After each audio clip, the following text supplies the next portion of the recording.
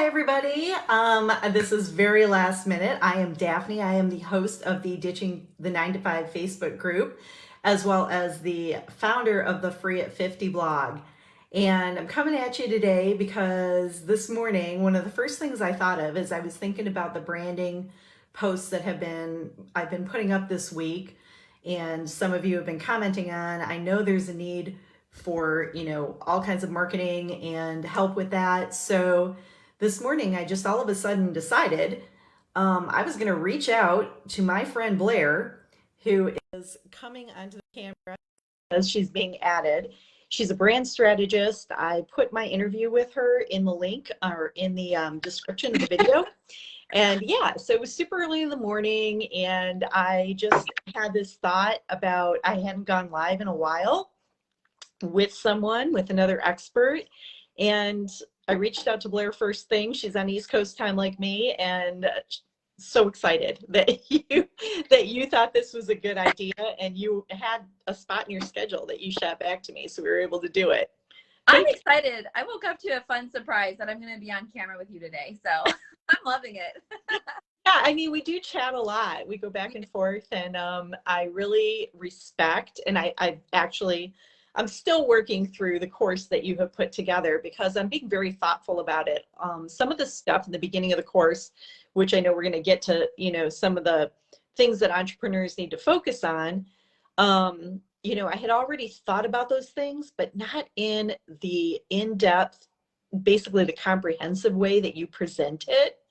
And I think going forward, it's going to make such an impact on me as an entrepreneur and my brand, which is why I support it with an affiliate promotion. So I'm working on that course, and I'm thinking it through. And this morning I was just like, I got to get Blair on, and we got to talk about some of the mistakes people make, because now I'm going a little bit backwards, looking at my brand and figuring out how to do it exactly, right. I know there's no such thing as perfect, but We all do that. I mean, you're going to yeah. probably brand a few times, it's just a part of having a brand. Whenever you start thinking about it in a more in-depth way and how you present yourself as a brand, you start thinking, oh, wait, I really do need to make some tweaks. Just in general, everybody does it. Because, sometimes whenever you're building a business, you just throw these ideas out there just to get things moving. And I get that, but you got to think about it. So I'm glad that you're taking the course and that you're really thinking it through. Because I always tell people, I mean, you technically can binge it, like Netflix binge, but I recommend taking your time so that way you really feel confident about what you're putting out there. Yeah, I mean, and not to give it all away, which I can't, because there's workbooks and there's a lot of really good information that you provide personally. But, it does make you go back and look at who are, your competition, people doing similar things as you, and really figure out, funny thing, and I think this is going to help me, your course is going to help me. I thought that I might have a certain age range that follow my brand. But when I look at actually who's clicking on things, it's not necessarily that age range, but that might be why they're not converting, because my messaging isn't directed the right way. So I think it's super important. And let's just dive right in right off of that, because that's a mistake I might be making. What's your and I don't really know that these are necessarily in order, right? There's a lot of mistakes we make, but let's talk about one. Okay. Of three we're going to talk about today. Go. Sure. So the one I think is time and time again, I hear everybody tell me is, well, I'm just going to post something for my brand. As long as I keep posting something, I'm going to get sales in return. Now, I get it, because it does seem like that's the move, that's the solution. And then when people have this mindset, then they're constantly churning out content without a plan, and then they just get burnt out. And that's what's sad. It's we don't want you to get burnt out. So creating content just to post content for the sake of it isn't really the move. So that's the first mistake I would say new entrepreneurs are facing all the time. And I think the reason, well, when you think about it this way. You might look at your competitors and they are cranking out content all the time. Right. You got to think about it. How long have they been in business? They may be in business for 7 years. You've been in business for 7 months. You're going to have different tactics because you're in different timelines and phases of your business. So you don't want to burn yourself out if you're trying to be like the big guys at that point, just by cranking out content with no intention behind it. So when you're branding yourself, you really need to think about how to post with intention and how it aligns with your brand and your call to action, what you want them to do. If you want them to, click and sign up for a consult call or make a purchase or just sign up for your email list. Think about that whenever you're creating the content and how it also resonates with the right people. Like you said, you went through your data, and you were realizing, oh, it's other people that are clicking on the content. That's thinking like that. That's with intention. That's what's going to make your branding stand out the most. So don't compare yourself to other people in a way of like, oh, they're posting all the time, I need to do it too. That's what's going to make sales, because it's not necessarily going to make sales. So that's one thing to think about. And also, they might even have a team. If they have a team and they're posting content all the time, that makes it so much easier for them, right? If you're doing you're wearing every cap, you have to have a strategy, right? Exactly. I know. And we're told about being consistent. I mean, every webinar you watch, everything you read, it's like consistency, consistency, consistency. But that doesn't necessarily mean every single day. It's quality over quantity, right? Yeah, and you can't, consistency, don't get me wrong, that's super important. Right.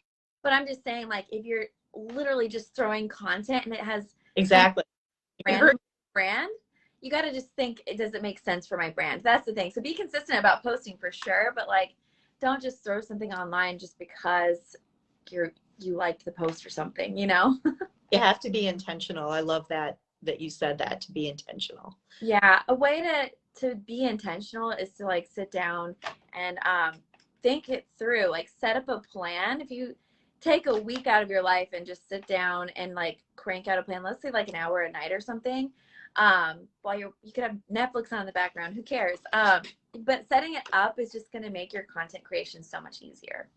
Yeah. So that's my little pro tip there. Yes. But of course you have to, there's more to it in the long run.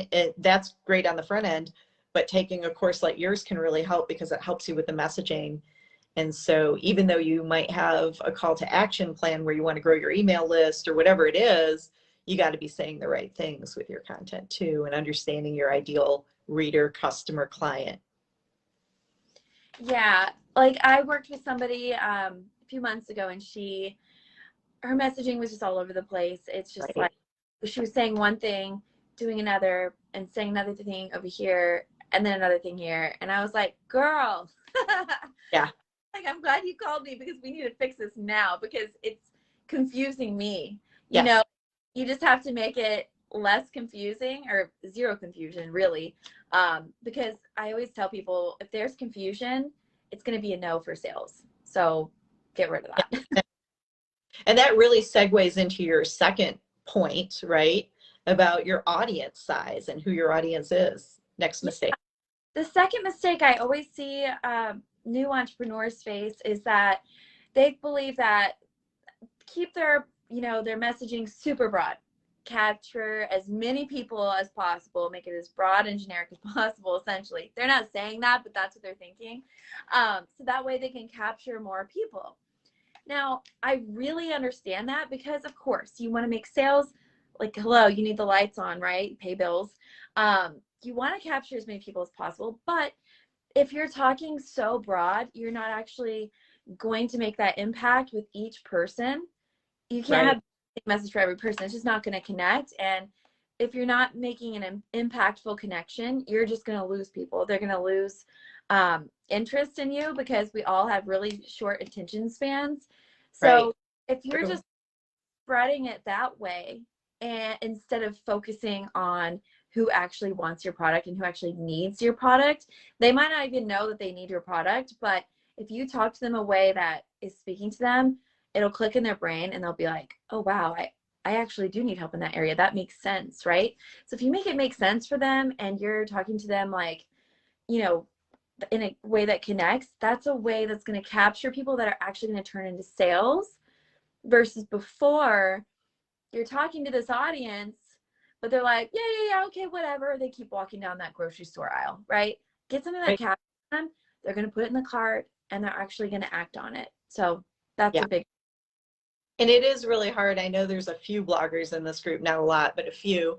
And, from my standpoint as a blogger, looking at analytics, it can feel so depressing to see like these small numbers of people that actually get to your blog. And I had this one person that I was speaking with that was a fellow blogger, and she talked about how she had this like super, like this viral post basically, and she was getting like 1,000 page views a day, or it was crazy. Like that's what I get in a month right now. And right, so it was a lot. That's But then great. I saw her in another group ask about what bounce rate means and what's a good bounce rate, because hers was in the 90s. Oh, Right. So, and I'm not speaking against her, but right. she's done all this work on SEO and keyword research and grabbing people and getting them to her post. Well, that's great, but if it's the wrong people, I'm proud to say that I have low page views at this point, but my bounce rate ranges anywhere from 35 to 65% generally. And you got to also look at like how long people are spending on your page. This isn't just for blogging, for any kind of website, right? Are they going through and going to one or more pages? So for anyone that doesn't know, if you have a landing page for your service, say you're selling something, are they clicking through the products and looking at them? Each click is adding the bounce rate, right? So I think that this point is so very important for beginners to really understand that it can be very tempting to want a big audience, because especially in corporate, we're taught in sales like it's a numbers game. If you knock Yeah. on 50 doors, you 10% buy, that's better than if you knock on 5 doors, and right. And so you think a lot of us are trained and conditioned with this thought process about just throw it out there and see what sticks. Yeah, exactly. And then people get so deflated whenever they're throwing so many Right. things Right. not sticking, and they're like, what the heck is going on? I'm doing the work, right? Yeah, but you got to like think about it, make it count. Like if you're putting something out there for your business, I want you to make it count, because Right. there's nothing like being an entrepreneur. You work all the time. There's no entrepreneur that's like a brand new one that's not working all the time. It's a fact. So make all your efforts and time count. It's Yes. quality over quantity for sure, right? Yeah. I'm And sure you have so, lots of people in your group talk about that. and that ties into your third mistake that people make, because what they're focusing on those big numbers, Yeah. right? I saw this in another group, and it was just such a great thing. Sometimes they feel graspy, right? They just got to like get that Maybe, sale. maybe. Baby, right? So tell us about mistake number 3. Mistake number 3. I wish I had a drum roll button. I don't. Not today. I'm working from home today. In my office, my brother and I, who's also an entrepreneur, we have like hype buttons, and we have one that does like a hilarious like song. Oh, that's funny. Anyway, I need one at my house too. But anyway, third mistake is thinking that if I focus on sales first before anything else, then the rest is going to follow. Like I can put my branding off till later. Now, I also understand it. I get all these mistakes. I mean, I'm not an entrepreneur too, right? Like we've Right. all been there. We all get feelings. We all get feelings. We're in it. Like we're just making it happen, right? So I get that. Like you want sales, but if you think about it this way, if you were to put some time and effort into your branding, again, makes more impact on people, captures people right away, it's going to be more impactful and actually make a return on sales than if you just focus on the sales first. It's like, chicken and the egg situation. You do need the branding first to get those sales to happen. So that's one thing I see all the time is, people just making that a focus, and then they just forget all the foundational things that need to go into your business and your branding. Because if you're flying at the seat of your pants and you're not setting up for the long run, you're going to see that affect your sales. Because what makes you unique? What makes you stand out? What's going to click in your consumers' brains? that's going to make them actually make the sale, come back, think about you when they need your product or service. What's going to capture them? It's your branding. So if you set that up first and then you really go all in on marketing and sales, that's the order it should be in. That's what's going to actually make them purchase. So that's the thing. It makes sense, and it really makes sense in anything you're doing, right? So, Yeah. well, for example, for shopping, they buy from Amazon, or sometimes, they buy from a website that they think is cool and it looks good and it's easy to order and all of these things, right? And a lot of that comes with the brand. It comes with the look, the feel, the message when you land on that page. It works for, it's the same thing for blogging, because if you go to a page and it's hard to read around, or people don't have enough photos and it's just this big long piece of text, people will step. Not the long blocks of text. Right. So really, I'll cut back on that. anything. Right. And you go to a photography website, it better be organized and easy, because you're not going to hire a photographer that doesn't have a good, that it doesn't look good. Right. So what business you are in, making sure that you have the look and feel and the cohesion and the right message at the right point is so important before you start. Otherwise, people will be turned off and not come back. And I mean, there's plenty of sites that I've checked out where I've been like, ooh, unprofessional, bye. And then I go to the next page. I mean, I've been going to a lot of networking events lately, in person, which has been nice. And I'll, look up these people's websites and check them out. Like, one person gave me a digital marketing website, and I was like, cool, let me check it out. Wow. Digital marketing better look good. It was scary. And I was like, how are you going to attract people for that specific area if your website's not set up for it? So it builds confidence from the consumer client end of things. So you want to build that confidence, because even people working with me, I want them to be like 100% excited to work with me and confident that I'm going to make them a success. So that's how I want to build up my website. That's the goal. Right, exactly. And that goes for your social media presence, goes for having it all cohesive, so that when people look at it, they see the right colors, the right tone of voice, the right speaking voice and everything, and know that it's the same person, the same business.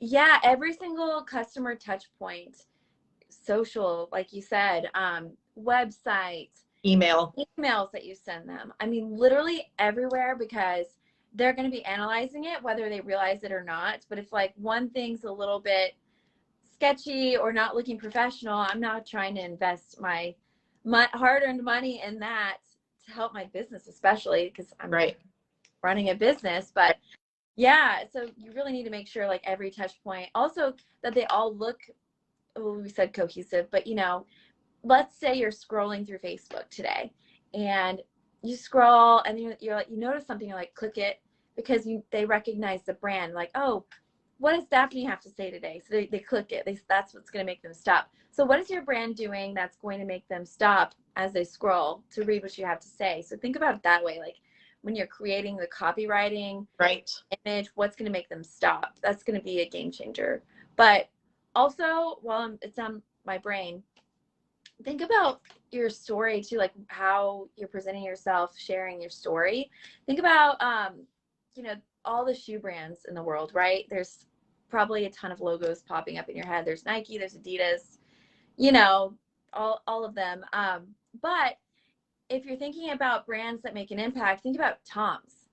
Are you more likely to tell your friends and family a story about Adidas or Nike, or are you going to talk more about Tom's and how they have philanthropy? They give shoes back to people who need shoes, and all over the world. If that story was new to you, you would really deep dive and tell somebody about it, right? So think about how you're presenting yourself, what makes you unique. That's something really important as well. Absolutely. And I think the branding should be on the front end. And I'm not saying I have regrets in my business at all, because I was very fortunate, Lean, another member of the group in another Facebook group, to get my look and feel and the colors and everything correct. But I think the messaging is so important too. And don't get so caught up in the words either, because it really needs to be your authentic voice. You want they read it to hear you say it, Mm-hmm. Yeah, I mean, it makes it more, relatable and like I said, it's speaking directly to them versus just some generic audience. So, there's always opportunities to change up your branding as well. We're all evolving, in life you evolve, so is your business. So if it's Right. ever, and that's the beauty of running a business is you can always go back and make Your changes. choice. Yeah. It's not life or death, right? You can always just go back and make tweaks. But if you really feel like you need that tweak, a little refresh, go back and fix your brand. Like, make those tweaks that's gonna, connect. Like you said, looking through the data, you see this customer is actually the one who's interested. Make those changes. It's running a business is like a game. You just have to try different things and strategies and put the puzzle pieces together to make it work. So branding is a huge part of that. I mean, that's who you are. That's what makes your customer confident. Recognition. When they need you, they're going to think about you. There's so many things. I could go on like a TikTok. But we're going to stop. Yeah, we're going to stop. I know I'm on time. I just like talking to Daphne. So, so to summarize, be consistent, but don't post just to post. Quality over quantity. Mistake number 2, you don't need a broad audience. You need the right audience. And number 3, don't focus on sales before you put yourself together, right? You have to have the brand. So those are the 3 things. We're going to make sure everybody watching has the links they need to Valera's stuff. And we'll make sure, because you've got a new podcast, we've got the course, you have some other new parts of your business that you've started. So yeah, we'll put it all in there and we'll make sure that everybody gets connected as they need to. Yeah, and I know that you'll probably link the free webinar. It's a free training for marketing, and it just dives into what we talked about today. So check it out. Free. We'll get, and anyone in the Facebook group that is watching this live or watches on replay, mark replay and put any questions in that you have, and we'll keep an eye on that. Thank you so much, Blair. Thanks for having me, Daphne. It was such a fun thing to wake up to today. So I'm pumped that I got this interview. I was like, oh, it's 6:30.